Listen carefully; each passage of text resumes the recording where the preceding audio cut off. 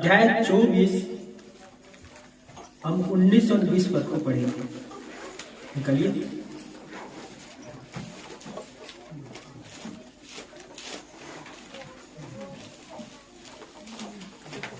नीति वचन 24 अध्याय 19 और 20 पद।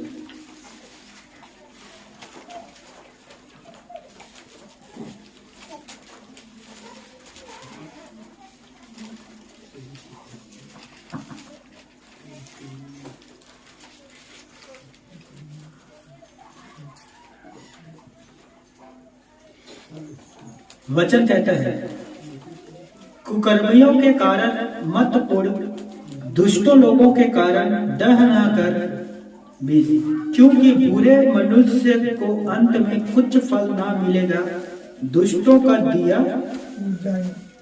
बुझा दिया जाएगा। परमेश्वर अपने वचन पर हमें सभी को आशीष दे। उन लोगों को देखकर कभी भी डह ना करना और ना तो कुड़कुड़ाना। दुष्टों की आशा एक दिन बुझ जाता है दोस्तों, लेकिन धर्मी की आशा हमेशा स्थिर रहता है। आयुब की पुस्तक कितने लोगों ने पढ़ा है? पुराने नियम पर लिखा है ये। देखिए, आयुब को जब आप पुस्तक पढ़ते हो, वो भी दुखी में था, इसलिए वो भी कहा कि उस दिन खास जिस दिन में उत्पन्न हुआ था वो दिन मिट जाता, इतिहास से गायब हो जाता या भूसे के समान उड़ गया होता। यदि मैं उस दिन जन्म नहीं लेता तो आज मैं ऐसे परिस्थिति से गुजरना नहीं पड़ता। वो दुख में था दोस्तों। उनके 10 संतान थे, सब खत्म हो गए थे, जितने भेड़ बकरी थे सब चला गया था। और इन सब के अलावा उसके शरीर में बड़े बड़े घाव हो गया था। उसे राखों पर रखा जाता था, वो खाट पर भी नहीं सो पाता था दोस्तों। और वो इतना दर्द में था कि रात दिन कहलराता था। 2 मिनट के लिए आराम नहीं था, शांति नहीं था, सो नहीं पाता था। सोचिए, यदि हम वैसे परिस्थिति में आते हैं तो हमें तो एक ही चीज है जो मांगते हैं, परमेश्वर से मृत्यु।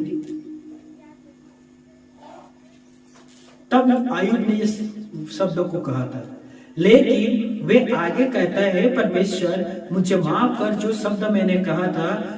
आयुब की पत्री 19 के 25 में फिर वो कहता है, मुझे विश्वास है परमेश्वर कि आप जीवित हो और मैं विश्वास करता हूं कि एक दिन आप पृथ्वी पर खड़ा हो जाओगे मुझे छुड़ाने के लिए। हालेलुया। मैं आप पर विश्वास करता हूं, आप मुझे छुड़ाओगे। और परमेश्वर ने आयुब के प्रार्थना को सुना। मेरे प्यारे भाइयों और बहनों, अब आयुब 42 अध्याय घर पर पढ़ना, वहां लिखा कि परमेश्वर ने आयुब के प्रार्थना को सुना और आयुब को पहले से भी ज्यादा आशीष दिया। उन्हें इतना सुंदर संतान दिया जो पृथ्वी पर किसी का नहीं था। इतना खूबसूरत और सुंदर संतान दिया। 7,000 उसके भेड़ बकरी थे, परमेश्वर ने उसे 14,000 दिया। 500 जोड़ी जो बैल थे, परमेश्वर ने उसे 1,000 दिया। हालेलुया। तो परमेश्वर ने आयुब को कितना आशीष दिया? 2 गुना। 1 लिया था तो 2 दे दिया दोस्तों। हालेलुया। अब ध्यान से सुनिए। एक समय मेरे जीवन पर ऐसा मोड़ आया दोस्तों। आइए, घटना था 2021। एक बच्चा मेरे पास आया, उसे बहुत ज्यादा बुखार था। बुखार उतर ही नहीं रहा था, बुखार उतर ही नहीं रहा था। दवाइयां खिलाता कोई काम नहीं करता, सिरप पिलाता कोई काम नहीं करता, इंजेक्शन लगाता कोई प्रकार का काम नहीं करता था। अब कोरोना का समय था दोस्तों, और हर दिन लगभग 1 लाख कोरोना मरीज मिलता था। वो बच्चे को मेरे पास लाया गया। देखिए, उस बच्चे के ऊपर अभी भी बहुत तेज बुखार था और मैं प्रार्थना करना चाहता था, और उससे पहले मैं सैनिटाइजर से हाथ धोकर प्रार्थना करता था, और प्रार्थना करने के बाद फिर सैनिटाइजर से हाथ धोता था। और उस दिन मैं भूल गया। उस दिन सैनिटाइजर से हाथ धोना भूल गया। मैं सोचा छोटा बच्चा है, प्रार्थना की जरूरत है, प्रार्थना कर दो जल्दी से अच्छा हो जाएगा, और मैंने प्रार्थना कर दिया। कुछ दिन के बाद मुझे फीवर आना शुरू हुआ, मेरा तबीयत खराब होने लगा। फिर मैं अपने भवन के 2 भाइयों को लिया, बैतलपुर गया, ब्लड टेस्ट किया, उसमें पता चलता है कि मुझे टाइफाइड है, और वो हाई लेवल का टाइफाइड है। मुझे मेडिसिन दिया गया, मैं घर आया। दूसरे दिन मुझे उल्टी होने लगा, और मुझे शंका होने लगा कि स्वाद जो था मुझे पता नहीं चल रहा था, सुगंध का पता नहीं चल रहा था। तो फिर मैं कोरोना टेस्ट करवाया, तो रिपोर्ट पॉजिटिव आया, मैं कोरोना से ग्रस्त हो गया, मुझे फिर निमोनिया हो गया। अभी बच्चा है दोस्तों, याद आगे और है। अरे मैं बताना चाहता हूँ, 4 या 5 दिन के बाद एक एक बीमारी आता था मेरे अंदर। जैसे मिस्र पर 10 विपत्ति आया था ना, मेरे जीवन पर 12 आया था, 2 स्टेप।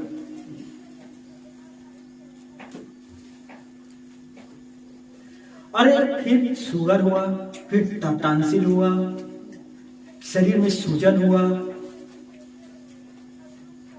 और उसके बाद मैं खाना नहीं खा पाता था, उल्टी होता था, मेरा शरीर अकड़ना शुरू कर दिया। कुछ दिनों के बाद मेरा हड्डी टूट गया। सोचिए यदि ये एक के बाद एक आपके साथ होगा तो क्या करोगे दोस्तों? मैं तो परमेश्वर का दास हूं। सोचिए, मैंने परमेश्वर के विरुद्ध एक भी शब्द नहीं कहा, खुदा गवाह है मेरा, एक भी विरोध में शब्द नहीं कहा। जब एक बहन को मैंने बताया, वो हमेशा मेरे लिए प्रार्थना करती है, हमारे भवन के लिए प्रार्थना करती है। जब उसे पता चला कि ये सब चीज हो रहा है, वो बहन रोने लगी कि भैया आपके साथ कैसा हो रहा है भैया? एक के बाद एक नहीं गया, दूसरा आ जाता है, दूसरा नहीं गया, तीसरा आ जाता है। फिर रोने लगी फोन पर। मैं सच कहता हूं, मैं इतना भी दुखी नहीं हुआ। मैं ना तो परमेश्वर के विरुद्ध कुड़कुड़ाया, मैं गवाह हूं, परमेश्वर गवाह है, मेरे परिवार के लोग गवाह है। मैं हर दिन प्रार्थना करता था, हर शाम में गिटार बजाकर परमेश्वर की महिमा करता था। मैं घर वाले से नहीं कहता कि अब प्रार्थना नहीं करूंगा, मैं बैठ नहीं पाता, फिर भी मैं बैठकर प्रार्थना करता था। गिटार बजाते हुए जो गीत गाता था, उस गीत को गाता था दोस्तों। क्यों? क्योंकि मुझे पता था कि ये जो बीमारी है ये कुछ पल के लिए है, ये आएगा और चला जाएगा, जैसे धूप और छांव आता और जाता है। लेकिन उस दिन में सच कहता हूं, मैं कुड़कुड़ाता और मैं अपने दुखी में खेदित होकर परमेश्वर के विरुद्ध कुछ बात करता, तो मैं आगे न भविष्य में पछताता। मैं आप सबसे कहता हूं दोस्तों, हर एक के जीवन पर समस्या आता है, याद रखिए परमेश्वर कभी कभी हमें उसमें जाने देता है। यदि दानियल 17 में से अबेदनागो आग के भट्ठे में नहीं डाला जाता, तो क्या उन्हें पता होता कि चौथा एक और खड़ा हो जाएगा? हालेलुया। जब आग के भट्ठे में वे लोग गए, तो उन्हें पता चला कि पहले तो हम परमेश्वर को पुकारते थे, उसके शब्द सुनते थे, लेकिन अब तो परमेश्वर को देख रहे हैं। हालेलुया। अब तो हम परमेश्वर के पुत्र को अपनी आंखों से देख रहे हैं। जो पहले सुनाई देता था, अब आग के भट्ठे में आया तो अब दिखाई देने लगा। हालेलुया। जब मेरा हड्डी टूटा तो मैंने ईश्वर को कोटि कोटि धन्यवाद दिया। दोस्तों सोचिए, मैंने परमेश्वर को धन्यवाद दिया। क्यों? क्योंकि मेरा हड्डी टूटा और मैंने ईश्वर का दर्शन पाया। सोचिए, कभी नहीं मिला था। वो कहता है ना दोस्तों कि अग्नि में तप कर सोना और निखरता है दोस्तों। हालेलुया।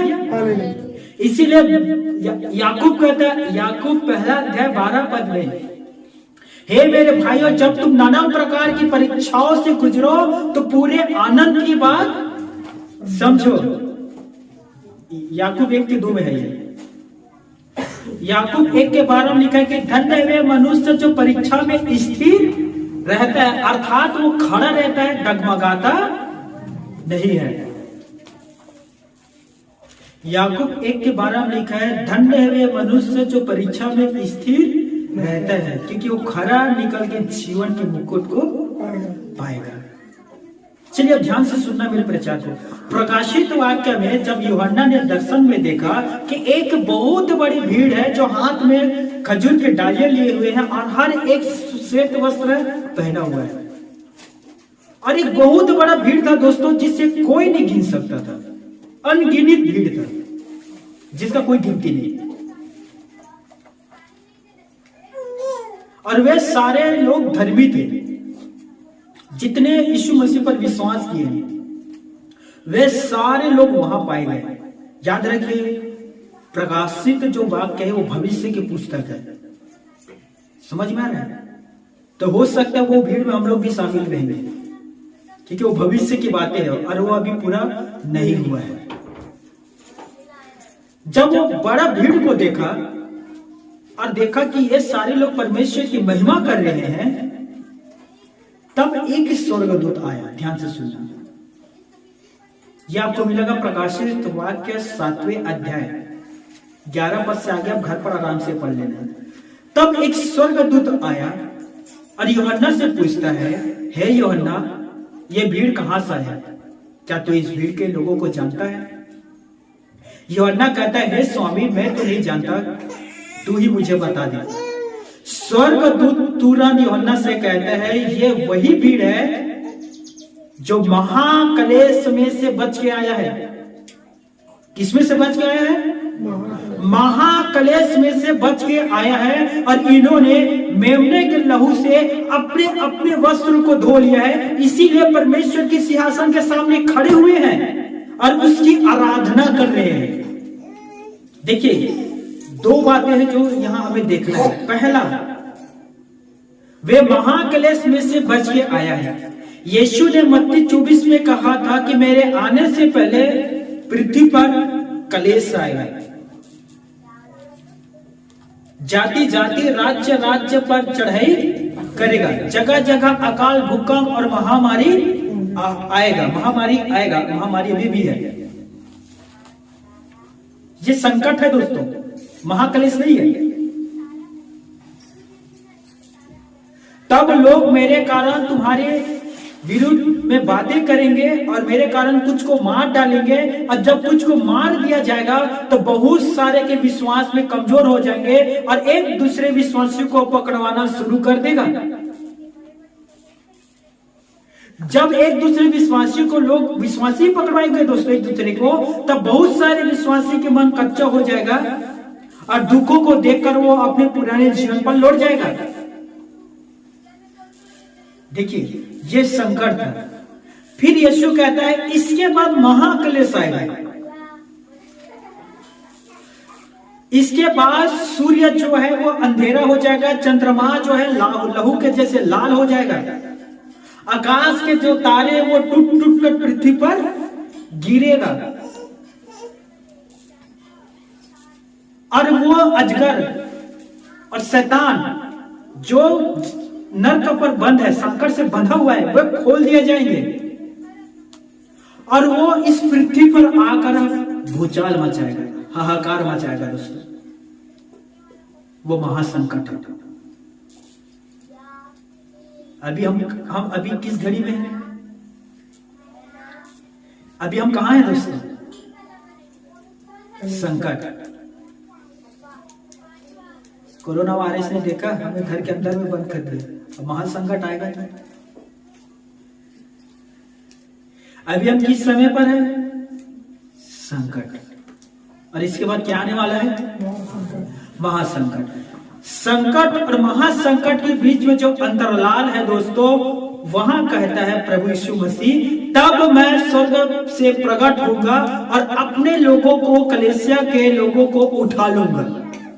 महासंकट के आने से पहले वे हमें, ध्यान से सुनिए, महासंकट के आने से पहले वे हमें उठा लेगा। अर्थात हमें उस महासंकट से गुजरना नहीं है, हमारे लिए संकट ही काफी है। हालेलुया। तब प्रभु यीशु मसीह के पुत्र के चिन्ह स्वर्ग में दिखाई देगा और वे अपने कलीसियाओं को कलेशाओं को, सिर्फ गोरा गांव के ही नहीं, हालेलुया, किसे उठाएगा? सीमेंट से बना हुआ ये ईंट गिट्टी को, इन सबको उठाएगा। कलेसिया और भवन में अंतर है दोस्तों, समझिए। भवन क्या है? भवन ये है जो सीमेंट और गिट्टी रेती से। कलेसिया कौन है? हम। कलेसिया कौन है? हाँ, हालेलुया। तो परमेश्वर किसे उठाएगा? कलेसिया को, जो हम है, हालेलुया। तब हम पृथ्वी से ऐसे उठाए जाएंगे और हवा में प्रभु से मुलाकात करेंगे और प्रभु हमें अपने साथ स्वर्ग के राज्य पर ले जाएगा। और तीमुथियुस में लिखा गया है, फिर हम वहां सदा के लिए रहेंगे। हालेलुया। द बाइबल सेज, परमेश्वर के वचन कहता है कि एक नया नगर, एक नया यरूशलेम पिता परमेश्वर हमें देगा, लेकिन उससे पहले वो न्याय करेगा। ध्यान से सुनिए, परमेश्वर पिता एक नया नगर यरूशलेम हमें देगा, लेकिन देने से पहले वो न्याय कर रहा है। न्याय करने के बाद वो नगर को देगा। न्याय पहले है, बाद में वो नया पृथ्वी और नया नगर है। परमेश्वर ने न्याय को पहले और नगर को दूसरे में क्यों रखा? मेरे साथ निकालिए, चलिए, दूसरा पत्रस तीसरे अध्याय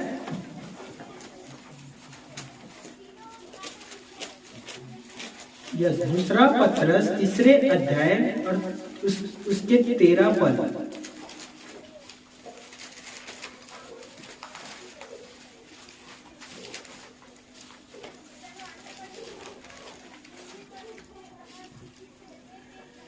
दूसरा पत्रस तीसरे अध्याय 13 पद।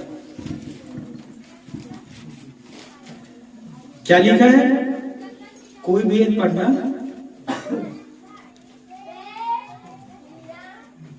पर उसकी प्रतिज्ञा के अनुसार, परंतु उसकी प्रतिज्ञा के अनुसार हम एक नया आकाश और नई पृथ्वी, एक नई पृथ्वी की आस देखते हैं, जिनमें धार्मिकता वास करेगी। जिसमें धार्मिकता वास करेगी। धार्मिक लोग रहेंगे। वास करने के अर्थ है रहना। एक नया आकाश और एक नया पृथ्वी। और इसी को स्पष्ट समझाने के लिए प्रकाशित वाक्य पर लिखा है, एक नया यरूशलेम। और उनमें कौन लोग रहेंगे? धर्मी, केवल धर्मी। याद रखिए दोस्तों, उसमें वे लोग कभी प्रवेश नहीं कर पाएंगे जो पाप में जीवन को बिताते हैं। पापी व्यक्ति के लिए वहां कोई स्थान नहीं है। बुराइयों के बात करने वालों लोगों के लिए वहां कोई स्थान नहीं है। किसी भी प्रकार के नशेड़ी व्यक्ति वहां नहीं पहुंचेंगे। परमेश्वर ने एक प्रतिज्ञा हमें दिया गया है, एक वादा किया है, दिया गया है दोस्तों, कि केवल वही लोग जाएंगे जो प्रभु यीशु मसीह के विश्वासी है और जो उसके आज्ञाओं को मान रहा है। दूसरे के लिए कोई जगह नहीं है। और पत्रस कहता है कि हे प्रियो, यह बात तुमसे छिपी नहीं रहना चाहिए। वहां का एक दिन 1000 वर्ष के बराबर है और 1000 वर्ष एक दिन के बराबर है। यदि आप वहां एक दिन रहते हो, वो 1000 वर्ष के बराबर है। और जब 1000 वर्ष आप वहां रह लोगे तो वहां एक दिन जैसा लगेगा। हालेलुया। लेकिन वो नया आकाश, नया पृथ्वी, नया यरूशलेम में जाने से पहले वो न्याय को रखा है। न्याय हो जाएगा, उसके बाद ही आपको वहां मिलेगा वो स्थान। मुझे अभी भी याद है 2017 में जनवरी 23 जनवरी मेरे पास पुलिस आया और मुझे कहा, बेटा ईश्वर, हाँ चलते ससुराल। मैंने कहा मैं नहीं जाऊंगा। उसने कहा क्यों? मैंने कहा गोद में उठाओगे तो मैं ससुराल जाऊंगा। अब सोचिए, और बाराती बहुत सारे थे, स्पेशली मेरे लिए गाड़ी लेकर आए थे। मुझे याद ठीक से याद नहीं, लेकिन 2 से ज्यादा थे, उसमें महिला भी शामिल थी। फिर कहा अच्छा बात है भैया, चलो गोद में उठा कर लेते हैं, ले जाते हैं तुझे। फिर उन लोगों ने मुझे गोद में उठाया, बोलेरो गाड़ी पर बैठाया और मुझे लेकर गए। अब देखिए, थाना पर लेकर गया, जो भी कागज था, कागजात था, वो ये लोग तैयार किए, साइन करवाया। अब मुझे पेश कहाँ किया गया? न्यायाधीश के पास, जो न्याय करता है। मैं न्यायाधीश के पास गया, वहां मेरा जो भी कागजात उन लोग तैयार किए थे, फाइल, उसे उन लोग पढ़े और उसे पढ़ा और मेरे तरफ देखा, पहले मेरे पैर को देखा, फिर मेरे चेहरे को देखा और मुझसे सवाल किया। मैंने उसका जवाब दिया। जब मुझसे कंफर्म हो गया कि हाँ ये सेंट्रल जेल में जाने के योग्य है, तब न्यायाधीश ने कहा इसे सेंट्रल जेल लेकर जाओ। तब मुझे सेंट्रल जेल लेकर गया। यदि न्यायाधीश वहां कहता, जज वहां कहता कि नहीं ये जाने के योग्य नहीं है, इसे रिहा कर दो, तो मैं वहीं से वापस घर आ जाता। परमेश्वर इसी तरह से न्याय करता है दोस्तों। स्वर्ग में जाने से पहले वो आपका न्याय करेगा, और जब आप न्याय में खरा निकलोगे तब आपको नया नगर मिलेगा। लेकिन यदि आप न्याय में खरा नहीं निकल पाते हो तो परमेश्वर आपको नया नगर नहीं देगा, लेकिन पृथ्वी के नीचे देगा, जहां रोना और दांत पीसना बाइबल में बताया गया है। जितने के कान है मेरे बात को ध्यान से सुनना। आप में से कितने लोग हैं जो 4 सुसमाचार को पढ़े हुए हैं? मत्ती, मरकुस, लूका और यूहन्ना रचित सुसमाचार। गॉड ब्लेस यू, प्रभु आपको बरकत दे। ध्यान से सुनना, आप ध्यान देना। यीशु नर्सरी अपने उपदेश में बार बार क्यों कहता था? मत्ती 8 में आपको मिलेगा कि मनुष्य के पुत्र बाहर निकाल दिया जाएगा और उसे वहां डालेगा जहां रोना और दांत पीसना होगा। मत्ती 13:47 वहां लिखा गया है, तब स्वर्गदूत आएंगे, धर्मी को अधर्मी से अलग कर दिए जाएंगे और अधर्मी को वहां डालेगा जहां रोना और दांत पीसना होगा। लिखा है दोस्तों। फिर हम आगे आते मत्ती रचित सुसमाचार 25 में, फिर लिखा है कि वे उन्हें अनंत आग में डाल दिया जाएगा, अनंत आग में, जो शैतान और उनके दूत के लिए तैयार किया गया था। अब मेरे बात को ध्यान से सुनना। यीशु नर्सरी बार बार अपने उपदेश में नरक और वहां के रोने की बातों को क्यों करता था दोस्तों? यदि आप प्रचार के 4 हिस्से में से एक हिस्सा को देखोगे तो यीशु बार बार कहता था, बी केयरफुल, सावधान रहना, सावधान रहना। जब वे शैतान सर्प का रूप धारण करके हव्वा को भरमा सकता है, तो याद रखना वो तुम्हारी सच्चाई, तुम्हारे पवित्रता को भी भरमा सकता है। हालेलुया। जब वो बुद्धिमान सुलेमान जैसे को भरमा सकता है, जो बुद्धिमान था उसके जैसे बुद्धिमान आज तक पैदा नहीं हुआ है दोस्तों, तो सावधान रहना, वे तुम्हें भी भरमा सकता है। इसीलिए बाइबल हमें बार बार यीशु नर्सरी ने अपने उपदेश में स्वर्ग और नरक के आग और नरक में क्या होता है उसे बताया गया है। मैं करना ये वचन तैयार कर रहा था और मैं बार बार यही सोच रहा था दिमाग में, प्रभु आप बार बार स्वर्ग और नरक के बारे में क्यों कहते हैं? देखना 2 अध्याय 3 अध्याय के बाद वो फिर से रिपीट करता है, फिर 2-3 अध्याय पढ़ो फिर रिपीट करता है, फिर 2-3 अध्याय पढ़ो फिर रिपीट करता है। हालेलुया।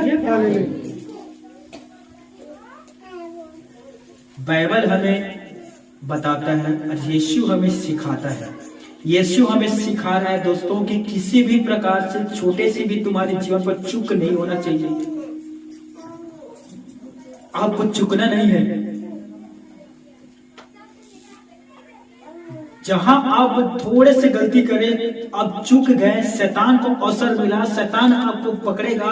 और जब भी शैतान आपको पकड़ेगा, उसका पूरा फोकस, पूरा ताकत रहेगा दोस्तों कि वे आपको खींचकर यीशु से अपने पास ले आए। वे बुद्धिमान है दोस्तों, वे आपके हर एक कमजोरी को जानता है। उसे पता है कि आप किस कमजोरी, आपकी कमजोरी क्या है और किस तरह से आप पाप में गिरोगे। हर एक इंसान के पास एक प्रमुख कमजोरी है। एक लड़की ने मुझे बताया, भैया मैं पहले प्रभु में बहुत अच्छी थी, मैं परमेश्वर से हमेशा प्रार्थना करती थी, हमेशा बाइबल पढ़ती थी, और मैं क्या कहूं भैया, मेरा पूरा जीवन परमेश्वर पर आश्रित था, सब कुछ परमेश्वर के लिए करती थी। लेकिन एक दिन मुझे पढ़ाई करने के लिए बाहर जाना पड़ा, और वो 11वीं क्लास था, अपने गांव से बाहर, और वहां एक लड़के से उसका मुलाकात हुआ। वो धीरे धीरे उससे बात करते गई, करते चली गई। मैंने उसे समझाया, रुक जा। और आप सबसे भी मैं ये बात समझाना चाहता हूं, ध्यान से सुनिए। कलीसिया की किसी भी बहन से आपका संपर्क है, किसी से भी बहन से संपर्क है, तो बहन बहन के साथ संपर्क रखे और भाई भाई के साथ संपर्क रखे। कोई भी बहन किसी भी भाई के पास संपर्क ना रखे। यदि आपको कोई सवाल है, कोई किसी प्रकार की जानकारी चाहिए, मेरे पास फोन लगाओ। मैंने उस लड़की को यही कहा, उस लड़के से संपर्क ना रख। संपर्क रखेगा, यदि तू रखेगी, एक दिन पाप में 100% गिरेगी। उस लड़की ने मुझे कहा, मुझसे कही कि मैं उसे परमेश्वर के वचन को बता रहा हूं, मैं उन्हें परमेश्वर के लिए जीतना चाहता हूं। यकीन करोगे, वह परमेश्वर के लिए उस लड़का को जीतना चाहता था, लेकिन वो खुद अपना आत्मा हार गई। वे उस lड़के के प्यार में चले गए, रिलेशनशिप में रहने लगे। वो लड़की गर्भवती हुई, प्रेग्नेंट। लड़का उस लड़की को छोड़ दी, लड़की पूरी जिंदगी बर्बाद। लड़की नाबालिग थी, बच्चा गिराया, बहुत रोई, बहुत पछताई। वापिस प्रभु में फिर आना चाहिए, और वो फिर आई। फिर वो अपना 12वीं पास किया, फिर वो कॉलेज करने के लिए गई, फिर एक लड़का के संपर्क में फिर आई, फिर से वही रिपीट, फिर से वही रिपीट, फिर से वही रिपीट। और आज वो परमेश्वर से दूर है। मैं क्या कह रहा हूं, शैतान को छोटे से चिंगारी चाहिए, छोटे से दोस्तों, फिर वो 100% आग लगा देगा। यीशु ने कहा, वो फाड़ने वाले सी के समान है, इस खोज में रहता है कि किस घड़ी किसे पकड़ो और किसे फाड़ खाओ। वो पृथ्वी पर घूमता है, आपको ढूंढता है और आपको पकड़ना चाहता है दोस्तों।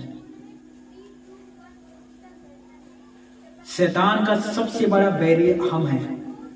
मैं सच कह रहा हूं, सबसे बड़ा बैरी हम विश्वासी हैं। वे उसके पीछे नहीं दौड़ता दोस्तों जो पहले ही पाप में है, जो पहले ही पाप में जीवन बिता रहे हैं, जो नशा कर रहे हैं, वो तो पहले ही उनके गुलाम है।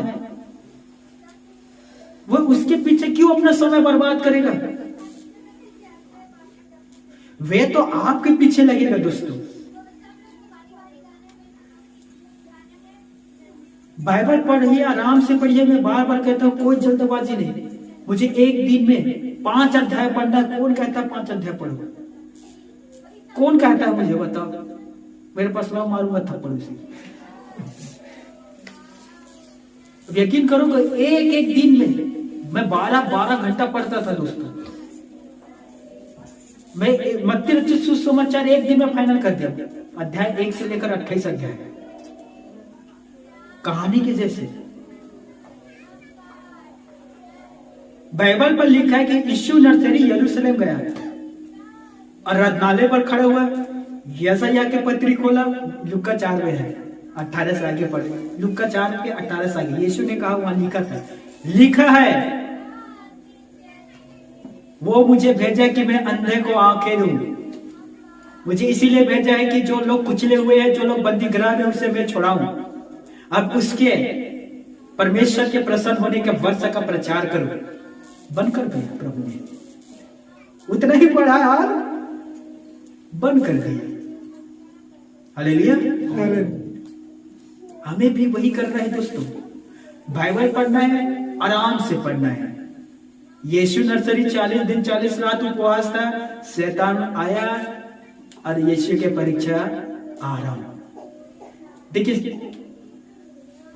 कभी आप सोचते हो बाइबल पढ़ते हो तो दोस्तों समय नहीं है, नहीं खेती किसानी का काम है, कहाँ समय दिया।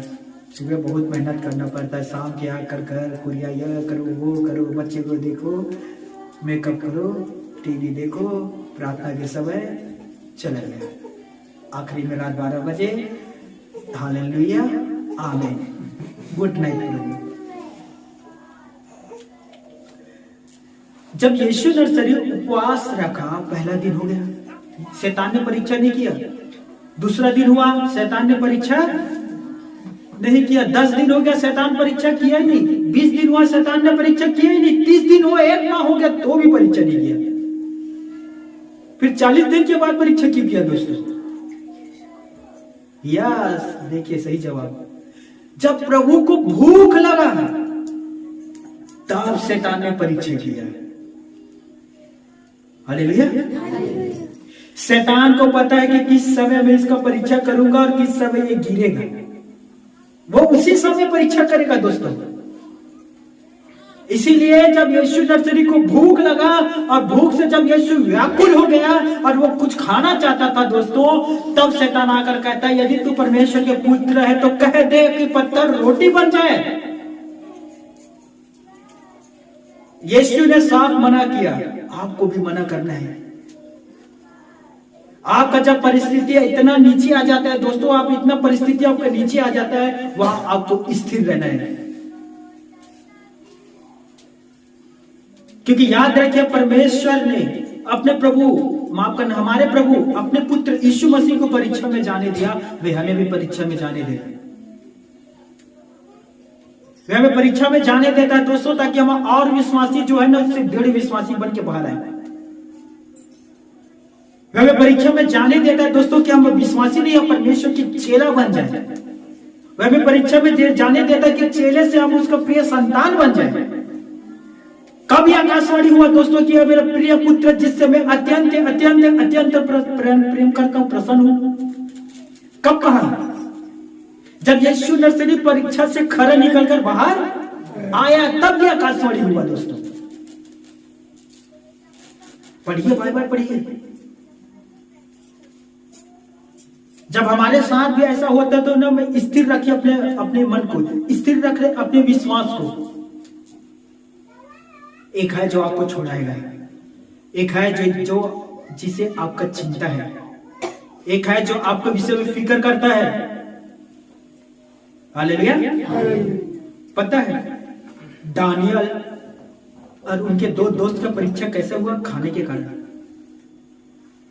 मिस्र के लोगों ने कहा, हम तुम्हें खाने के लिए जो चीज देंगे उसे तुम लोग खाना, ताकि तुम लोग हष्ट पुष्ट रहो और राजा के लिए काम करो। दानियल दोनों दोस्तों ने कहा, हे सज्जन, हम तुमसे निवेदन करते हैं कि हमें यह भोजन देना, आप जो आप भोजन लाओगे हम इसे नहीं खाएंगे। और जब हम उस भोजन को खा ले, और जितने दिन आप लोगों ने ठहराया है उन लोगों को भी देखना जिसे आप भोजन देते हो, और हमें भी देखना, हम उससे अच्छे ही आपको दिखाई देंगे। हालेलुया। और भोजन के कारण उनका भी परीक्षा हुआ। वे लोग वे खाने को नहीं खाया जो लोग देते थे, उन लोग अपनी इच्छा के अनुसार खाना खाया। और जो दिन दिया था वो दिन पूरा हुआ, तो बाइबल पर लिखा गया है कि वे लोग उनसे अच्छा दिखाई दे रहे थे। दानियल कि चेहरे पर रौनक था, शरीर हष्ट पुष्ट था। क्या आपको पता है कि आदम और हवा की परीक्षा कैसे हुआ? खाना। शैतान बहुत चतुर है दोस्तों, वो पता है कि इसका कमजोरी क्या है। और वो उसी दुखती नस पर हाथ रखता है।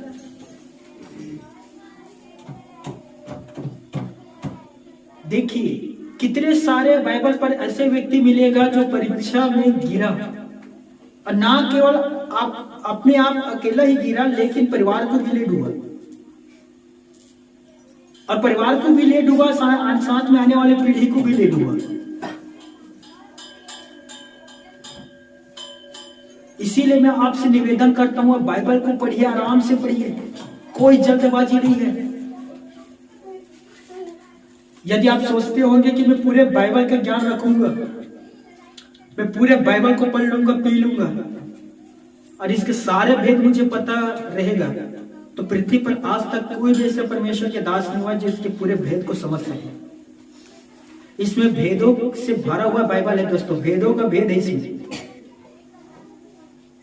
और केवल मनुष्य के पुत्र उसके ऊपर प्रकट करेगा जो इसे पढ़ता है। हालेलुया। अब ध्यान से सुनिए, यीशु ने अपने उद्देश्य में कहा, निकालना मेरे साथ मत्ती रचित सुसमाचार 10वें अध्याय और 16 पद, 16 पद को दोस्तों,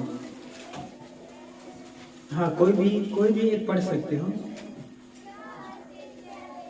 देखो मैं तुम्हें भेड़ों के समान भेड़ियों के बीच में भेजता हूँ।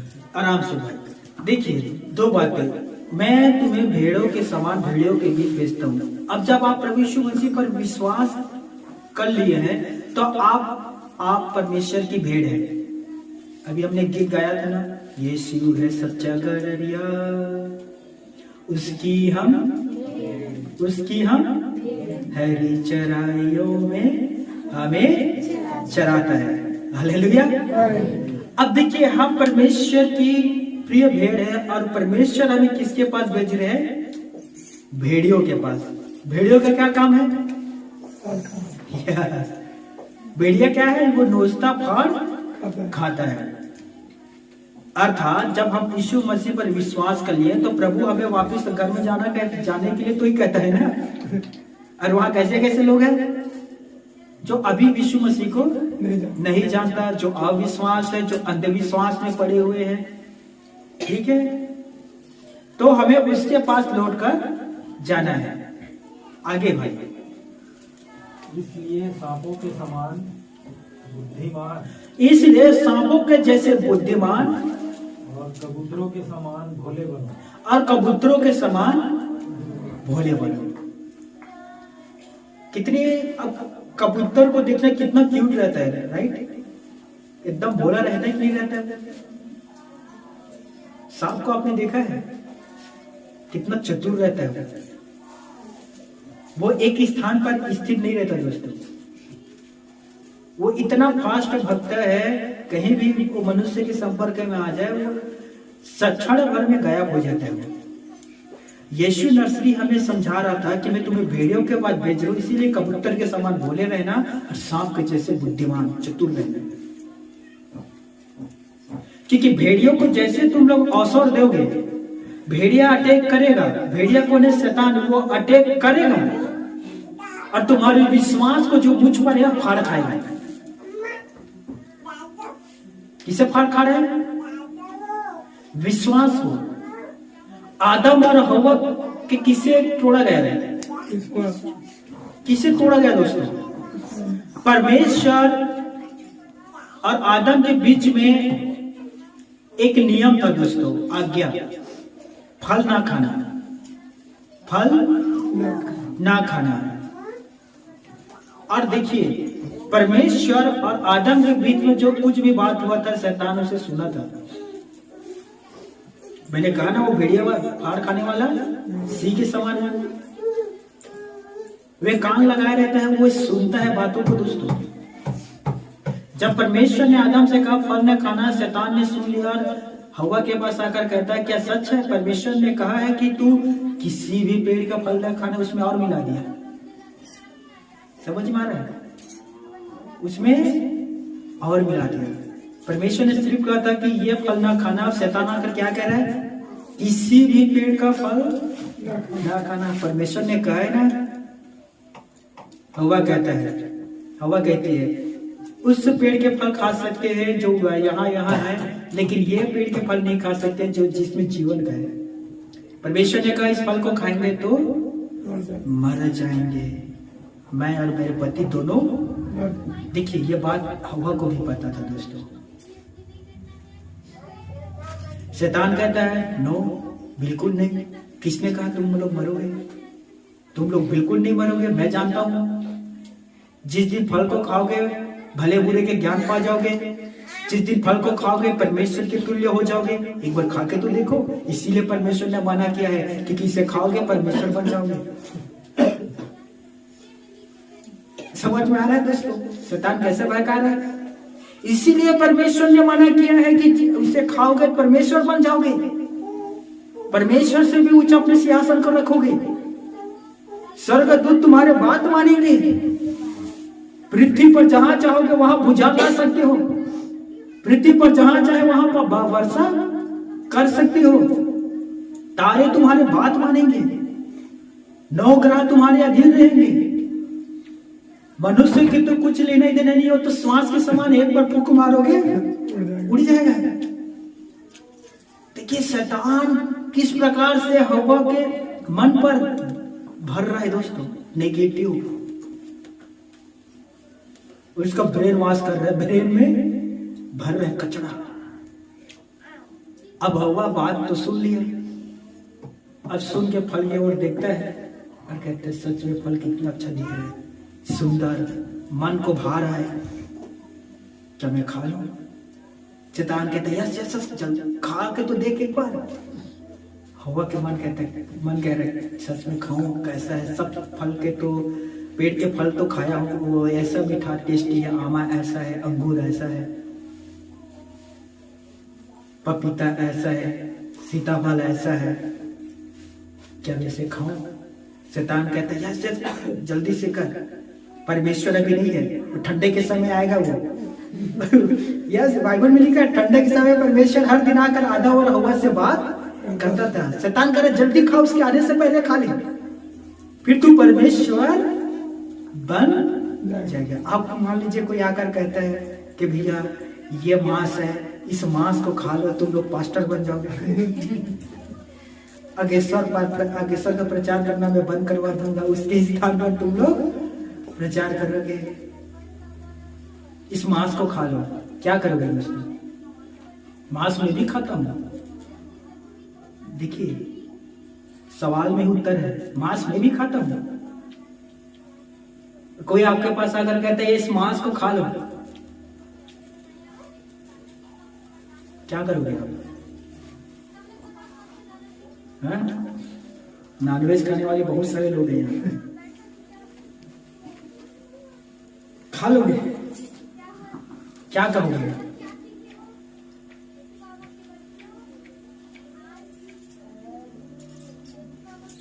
क्या कहोगे दोस्तों? मैं यदि वहां रहता तो ये कहता है ये मांस किसका है, किस जानवर का है? मांस कह रहा तो मैं आंख बंद करके तो नहीं खा लूंगा ना। हाँ हो सकता है सुअर का मांस हो, जो बाइबल के नियम के विपरीत है, तो मैं आंख बंद करके उसे नहीं खाऊंगा। मैं पूछूंगा किसका मांस है और मेरे पास ही क्यों लेकर आया है, कारण क्या हो सकता है उसमें जहर मिला दिया करूंगा। तो हवा ने यह सवाल नहीं किया शैतान से।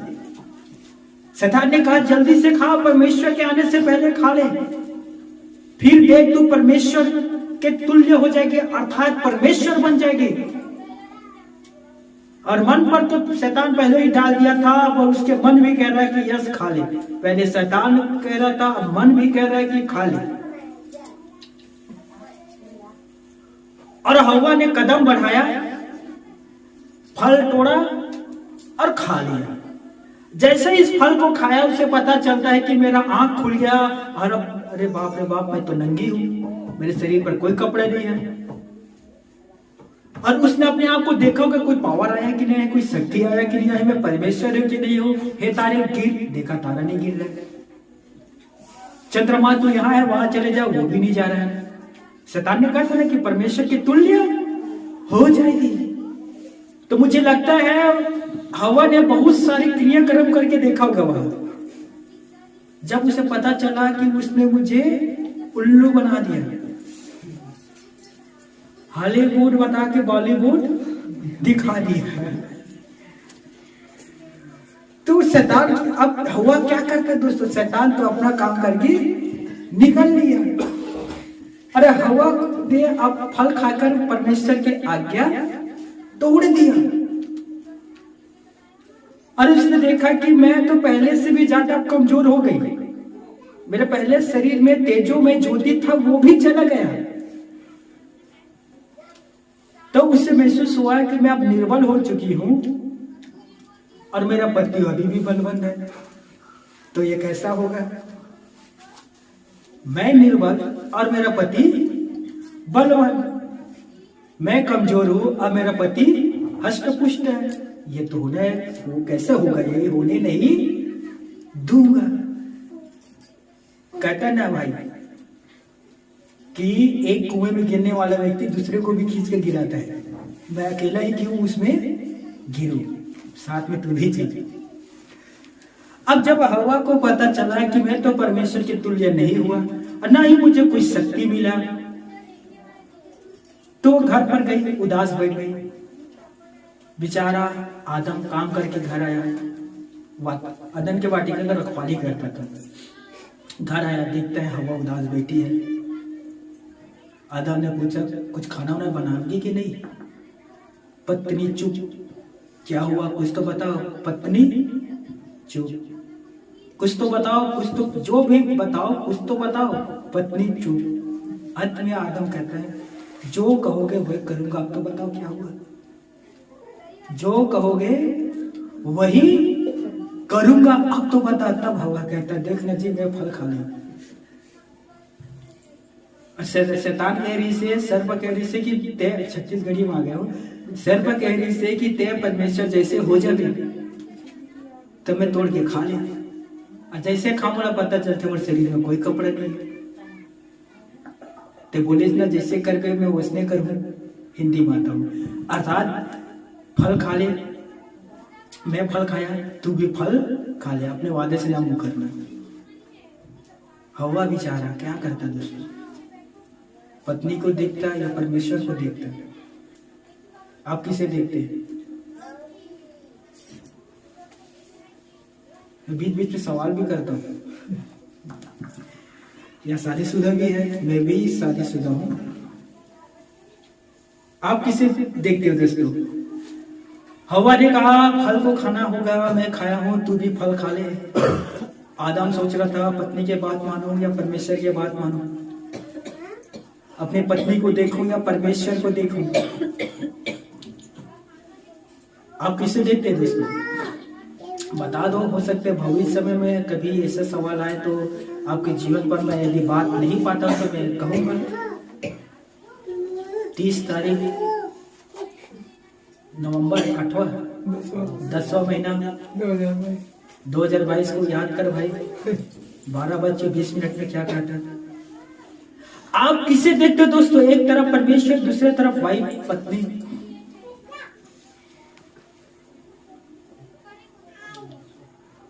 आदम ने कहा मानता हूं परमेश्वर ने मुझे बनाया, मानता हूं परमेश्वर मेरे लिए पहला था, लेकिन आज से तू मेरे लिए पहली है, तो मैं पहले के ही सुनूंगा। अर्थात अपने पत्नी के। वो भी खा लिया दोस्तों।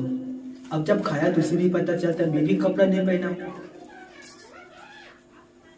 फिर दोनों ने टेलर का काम शुरू किया, पति और पत्नी। पत्नी सिलने के लिए बैठ गया, पति अंजीर के पत्ता तोड़ने लगा, पत्नी के पास लाया, पत्नी चला कर सिलने लगा।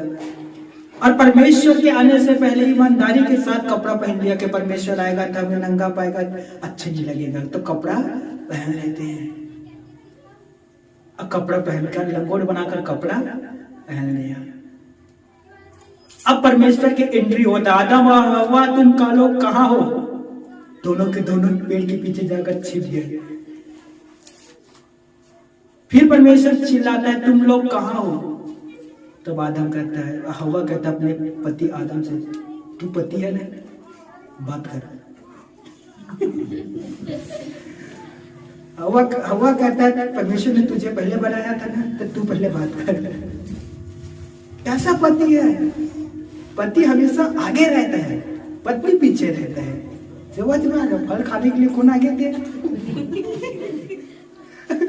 अब परमेश्वर के सामना करने के लिए किसे भेज रहे हैं? यस, आदम को कह रहा है तू पति है, आगे रहे। मेरे बहनों, मैं जानता हूँ आप हवा नहीं हो, और मैं ये भी जानता हूँ कि आप हवा नहीं बनोगे। आमीन? बनोगे कि नहीं बनोगे? अब परमेश्वर पिता दोबारा चिल्लाकर पूछता है, तुम लोग कहाँ हो, दिखाई नहीं दे रहे हो? तब आदम बेचारा कहता है पत्नी के दबाव में आकर कि स्वामी मैं यहाँ पेड़ के पीछे छिपा हुआ हूँ और मेरे पत्नी मेरे पीछे छिपे हुए हैं, हम दोनों छिपे हुए हैं। तो परमेश्वर कहता है तुम लोग ने क्या काम किया? किसने कहा था तुम्हें फल खाने के लिए? फिर वो जाते ना तुम्हें मैं आदम का ये स्त्री जिसे तूने मुझे दिया था ना, इसी ने मुझे भड़काया भरमाया, तो इसी ने मुझे खिलाया, तो मैंने खाया। किसके ऊपर दोष लगा दिया? अपने पत्नी के ऊपर। पत्नी कहते अच्छा ते मोरा बोल गए, ते मोर पर दोष लगा, मोरो पास आइडिया है, ऐसे ही थोड़ी ना मोरा हुआ। हवा कहता है परमेश्वर से, हे परमेश्वर सुन, मैं ना सर्वभयकारी है सर्व, इसीलिए मैंने उसे खाया। नाच न जाने आंगन टेढ़ा, अपनी अज्ञानता के दोष दूसरे के ऊपर डाल दो। हालेलुया। हमारी बहनों कभी कभी सब्जी अच्छा नहीं बनता तो वो सब्जी के ऊपर दोष डाल देते, आपने गलत फूल गोभी लाया था, तो मैं क्या करूं? मेरी मम्मी हमेशा इसी कहती है। मैं कहता हूँ मम्मी आज की सब्जी अच्छा नहीं बना है, बात क्या है? दरअसल ना मैं सब्जी लिया था, लेने का मन नहीं कर रहा था, वो ना कुछ अलग दिख रहा था, मुझे लगता है बहुत पुराना था, इसीलिए उसमें स्वाद नहीं है। एक दिन खाना खा रहा था, मैं था, मम्मी भी था, हम लोग ज्वाइंट बैठकर खाते एक साथ खाना रात का, और बाबूजी भी था, मम्मी भी था, भतीजी, सब लोग हम लोग खाना खा रहे थे। उस दिन के सच में सब्जी एक भी स्वाद नहीं था। अब मैंने कहा माँ आज की सब्जी में कोई स्वाद नहीं, कैसे पक बना हो? और मैं गवाही के रूप में बाबूजी को कहा, बाबूजी ईमानदारी से बताना आज के सब्जी में स्वाद है या नहीं है? बाबूजी कहता सच में बेटा आज की सब्जी में कोई स्वाद नहीं है। मम्मी कहता बाबूजी कल का खाना तू बना।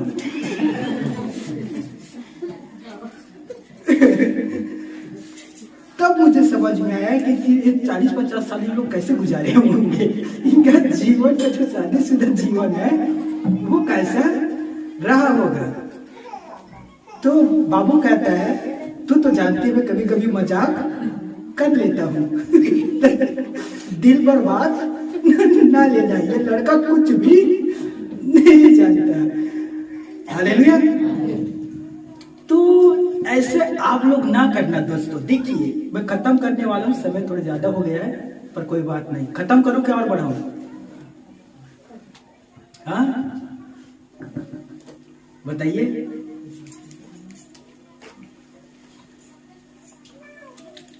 हेलो, मैं तो सोच रहा हूँ 7 घंटा प्रचार करूं। कितना? 7 घंटा। डानियल के में बुक पढ़ा, पास्टर डानियल, वो 7 घंटा प्रचार करता था। 7 घंटा विश्वास से सुनते थे, फिर भी पास्टर के पास आकर करता था। बहुत कम सुनाया भी आज, क्या बात है, थोड़ा और बढ़ाना कर। 7 घंटा भी कम लगता था दोस्तों। पहले हम लोग 2 घंटा की आराधना रखते थे, फिर आप 2.5 घंटा कर दिए, और उम्मीद है धीरे धीरे से 3 पहुंचाऊंगा, फिर 4। Hallelujah, hallelujah. तो हाँ, आप इस प्रकार के काम ना करना। शैतान सभी के मन पर डालता है, मेरे भी मन पर डालता है दोस्तों, मैं सच कह रहा हूं। लेकिन मैं जानता हूं मुझे किस रास्ते पर चलना है, और मैं ये भी जानता हूं कि किस वचन को किस समय काम पर लाना है। हालेलुया। इसीलिए जैसे शैतान आपके पास आकर कहता है ये कर, उसे साफ साफ मना करना कि बाइबल में लिखा है मैं किसी का लालच नहीं करूंगा, न तो किसी के जानवर का, न तो किसी के घर का, न तो किसी के गाड़ी का, न तो किसी की नौकरी का, और न ही किसी की छोकरी का। 10 आज्ञा में से 10वां आज्ञा यही था कि किसी का लालच ना करना। ना करना। समझ में आ रहा है? शैतान आपके मन पर आकर कहता है कि देख तू एक काम कर, चोरी कर दे, उसके पास अरबों रुपया है, थोड़ा से तू, छत्तीसगढ़ी में कहता हूं, थोड़ा से तू भसका लेगा अर्थात थोड़ा से तू चुरा लेगा, शैतान नहीं, माफ करना, परमेश्वर नहीं जान पाएगा, थोड़ा सी तो है। तब उन्हें कहना कि परमेश्वर ने 10 आज्ञा में से एक आज्ञा ये भी दिया था कि तू चोरी ना करना। फिर वापिस आता, ना तो किसी की गाड़ी का, ना तो किसी के घर का। वापिस उसे रिपीट नहीं करूंगा, एक बार काफी है। हालेलुया। अर्थात शैतान सेल्समैन है। क्या है वो? दूसरे तरीके से आप समझ जाओ, शैतान दुकानदार है। शैतान क्या है? आप दुकान पर गए, अब दुकानदार आपसे कहता है ये साबुन है, ये निरमा है, हेयर का ये तेल है, खूबसूरत बनाने के लिए पाउडर है, हैंडसम बनाने के लिए ये क्या कहते हो, पुरुष का आता है हैंडसम बॉय करके कुछ आता है ना, क्या कहते हैं उसे? फेयर एंड लवली महिला का है, fair and handsome, fair and handsome, handsome. बताओ, बहन का लवली, भाइयों का हैंडसम, लवली हैंडसम, कविता भी बन जाएगा इसमें। तो दुकानदार क्या करता है, वे सभी प्रकार के प्रोडक्ट्स को अपना दिखा रहे हैं जिसे आपको लेना चाहिए। अब वहां आप खड़े हो, ये आपके मन पर है, लेना है या नहीं लेना है। शैतान भी इसी तरह से काम करता है दुकानदार के जैसे। दोस्तों, वे आपके पास दुनिया भर के ऑफर लाएगा। यीशु के पास लाया ऑफर, गिर, धन्यवाद कर, सारे संसार तुझे दे दूंगा, सारा संसार तुझे दे दूंगा। उसी प्रकार से शैतान आपको भी ऑफर देगा, ये कर, वो कर, मैं तुझे ये दूंगा, वो दूंगा, गाड़ी दूंगा, बंगला दूंगा, सब कुछ दूंगा। अब वहां आपको फैसला लेना है, मैं ये लूं, ये करूं या ना करूं। अर्थात हार और जीत किसके ऊपर निर्भर करता है? आपके फैसले के ऊपर। हालेलुया। तो मैं उम्मीद करता हूं, मैं विश्वास करता हूं कि आज के वचन से आपने बहुत कुछ सीखा है। हालेलुया। सारे सीखने वाले कहें आमीन। Very good. और आने वाले, ध्यान से सुनिए, रविवार को सभी लोगों को एकजुट होना है। इसी से संबंधित आगे और बातें दोस्तों, जिसे मुझे आप सबको बताना है, ताकि जो समझ लीजिए एक रील चलते हुए आ रहा है और ये अभी इंटरवल, क्या कहते हैं उसे, मध्य स्तर इंटरवल हुआ है, आधा और हुआ बाकी है, ताकि आप कुछ सब कुछ समझ में आ जाए।